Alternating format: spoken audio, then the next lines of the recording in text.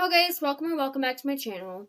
So if you recognize like the hoodie and the camo pants and everything in it right now, it's because you probably watched my life updates video. And I'm filming this obviously on the same day as my life updates video. Um, but I know I said I wasn't really gonna do too much more story times and everything, but I talk about this a lot and you guys deserve to know the full story. So obviously today's story time is going to be about the real reason why I left school. Obviously I'm not at my vanity and I will not be doing makeup for this story time just because it's more sensitive. And I will be putting trigger warnings because there is mentions of suicidal thoughts and everything. So yeah, and then extreme depression and everything, and all that stuff.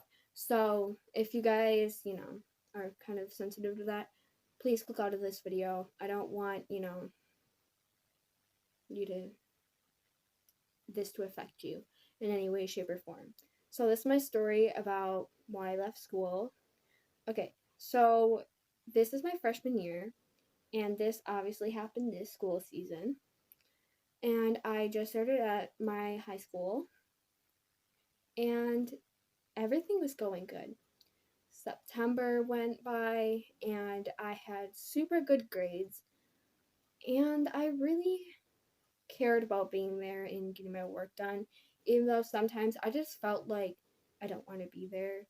And there was days definitely that I felt that way, and it sucked. And I just felt like I was a misfit. I wasn't good enough to be there. Nobody cares if I disappear. Everybody would be happy if I was dead. And I would go home and harm myself.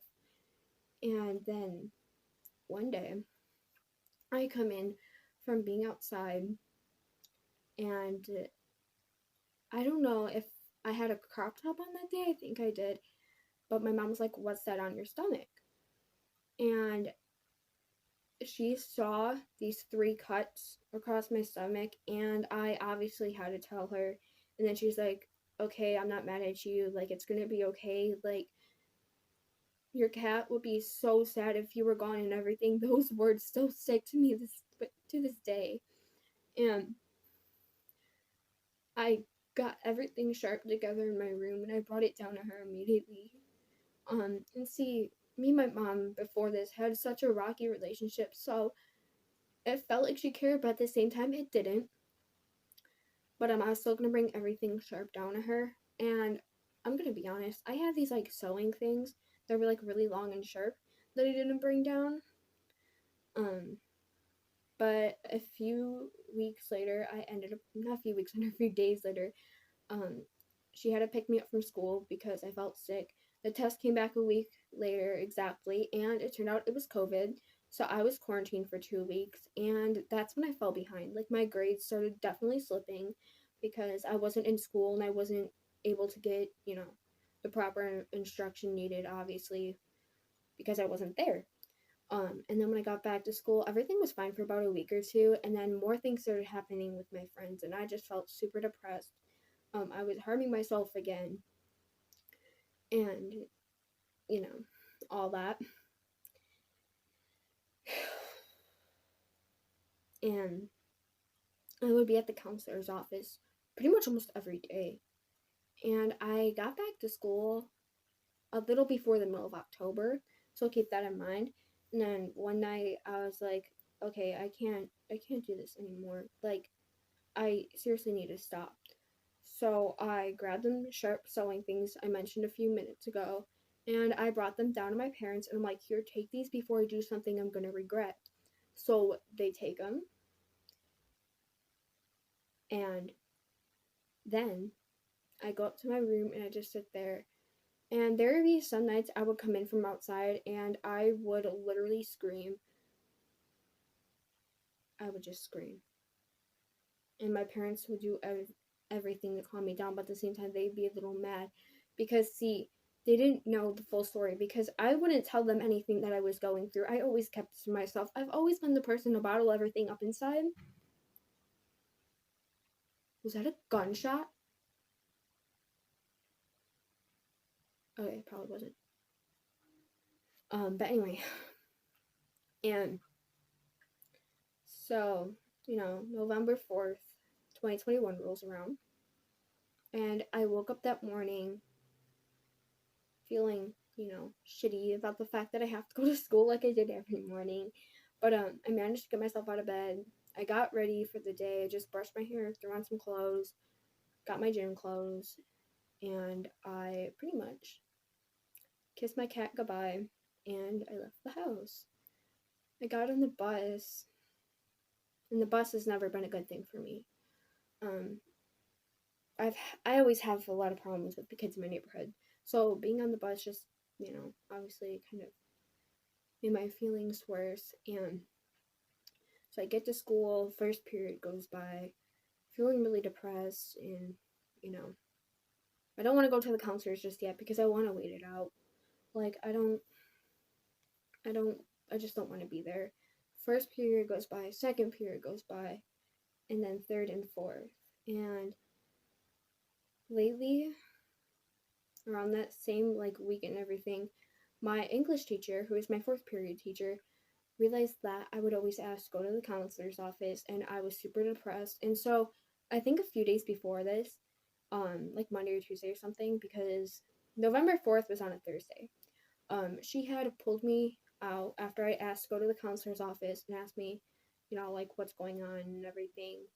And then, you know, she sent me to the counselor's office. But anyway, back to Thursday. So Thursday I ask, she gives me a pass, and I leave. I head down the hallway, and it kind of felt relieving to not be in such a big crowd where, I felt like I was just being pushed around and I was just a waste of space and everything. So I had the hallway to myself, and it was so relieving.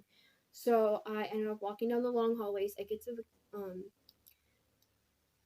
the counseling center, and I'm like, can I speak to my counselor? And the person was like, sorry, I don't know what they're called. The person was like, yeah. And so I get called in, and she was like, okay, like what's going on today? Because as I said, I've been going there like pretty much every single day before this thing happened. So I'm like, I don't know. I just feel really suicidal. Like, I just don't want to be here right now. I just want to go home. I just want to sleep. I just don't want to be bothered by people.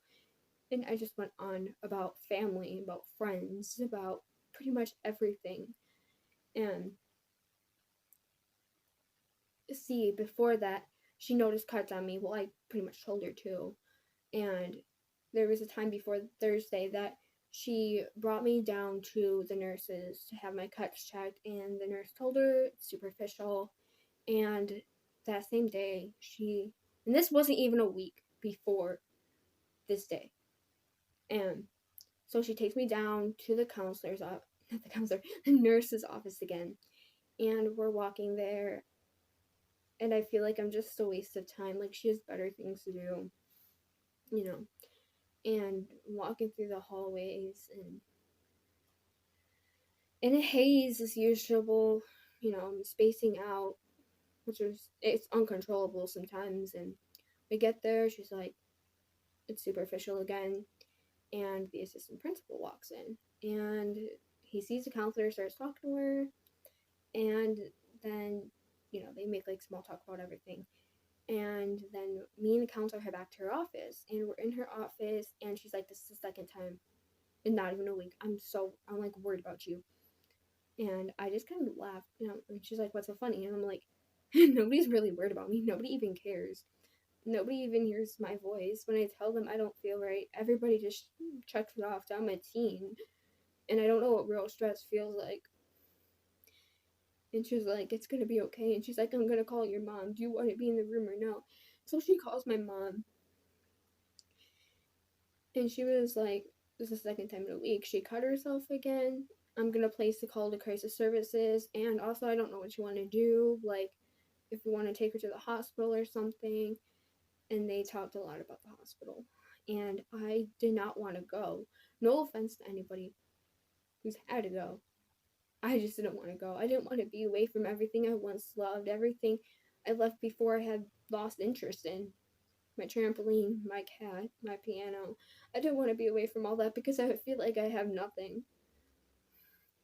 I don't want to have all that feel like it's taken away from me. And so I start crying. I'm like, I'm not going, I'm not going. And I was like half shouting at this point. And then she says she's calling a colleague. And so I was like, a colleague. But obviously, turns out it wasn't a colleague.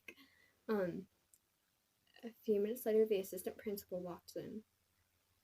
And he was like, if you have to go, you have to go. It's going to be okay. We all care about you. And every time to this day someone says that to me, I break down inside because all these years it felt like nobody did. And it's a feeling of reassurance and everything.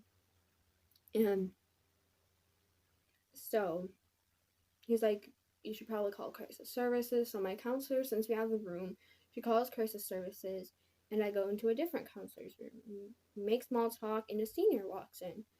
And we started decorating this Christmas tree, and the senior that walked in was helping us decorate the Christmas tree. And that girl, that senior, doesn't even know who I was, what I was going through, but she was so nice to me. And I wasn't used to people actually caring about me and everything and being nice to me. And if you're watching this, thank you so much. And so I could go back in, meet the counselor, talk for a little bit. I have to talk to crisis services, and then at the end, my counselor expressed that she feels like I downplayed the situation. And at the time, and no, this is not a lie, I'm serious about this. I honestly didn't even know I was downplaying everything because I couldn't even remember everything that was going on. And so it's like, keep in mind, I left at fourth period, at the very end of fourth period, and our periods are 40 minutes long each. And so it's halfway in seventh period, and she sends me down, and I finish off seventh period. I go into eighth period, the final period of the day. And I'm in eighth period. My teacher's about to start class. The bell had already rung. She was talking to a few students real quick, and the phone rings. And she answers, she hangs up, and she tells me to go down to the main office. And I thought that was weird though, because the main office is where you go if you get in trouble or something. So I was like, that's weird, okay. And everybody just turns to look at me, and it's just made me feel worse. So I get up, I head down the hallways, and keep in mind, the main office is in the very same hallway as the front doors to the school. And as I'm about to head in the main office, I look to my right and know who I see walk through them doors? My mom. Her hair is a mess. It's all over the place. She has these baggy clothes on, like she's been cleaning the house, which she probably was because she never got a break. She was always dealing with me or something else. And I saw the fear in her eyes, and I will never, as long as I live, I will never forget that look in her eyes. Never. Which brings me to something else. And my counselor, when I told her I felt like my mom didn't care, she said, as an outsider looking in, I hear the fear in your mom's voice. And when I saw that fear in my mom's eyes, I believed my counselor. I believed my mom actually cared about me. So I go in. I don't say one word to my mom. I just head in the office and I sit down. And 5 minutes goes by and they call me in. And then they call my mom in. All the counselors I've talked to were in the conference room. And the assistant principal that was in the room with me, the guidance counselor, was there. And I was sitting in between one of the counselors and my mom, and then I was sitting directly across from the assistant principal, and my mom was sitting across from the guidance counselor that I mainly talked to. And she was like, they were like, she's under a lot of stress right now and everything. I can't remember everything that was said because it was like over 4 months ago. And then my assistant principal, because keep in mind, I usually just have my head down like this, and I just kind of had an empty stare in my eyes. And when I'm upset, I do. And and not the counselor, the assistant principal was like, I have to ask this. I'm not trying to offend you, but are you on any drugs? And me not being on any drugs, I was like, no, I'm not on any drugs. And he was like, and I somehow missed this whole part. He was like, you can't come back like until you get evaluated, but if you do want to come back and you walk through the doors, I can't stop you. So eventually he's like, okay, like we do care about you. That's why we're here. We would not be here if we didn't care about you. And right then and right there, I wanted to cry. I was holding back my tears so hard. I was fighting so hard to hold back all my tears because I felt like I was just gonna burst right then and right there. Because at that low point in my life, fake friends, family who hated my guts, it truly felt like nobody cared. And, you know, it's a few minutes before the bell rings, the dismissal bell, and we get sent home. And my mom gets in the car and she drives us all the way home. And in the car ride, the music's really low. She's so silent. She's staring ahead, and sometimes she'll like rest her arm like on the door and go like this. And that is how I tell something's wrong with her, especially when we're in the car. And I felt guilty, but she didn't say anything, and I thought she was mad at me. We got home and we had to go to the chiropractor because my mom was in a car accident back in August, so she needed to see the chiropractor. And so, you know, I have just a little bit to eat because keep in mind at this point I've had an off and on eating disorder too.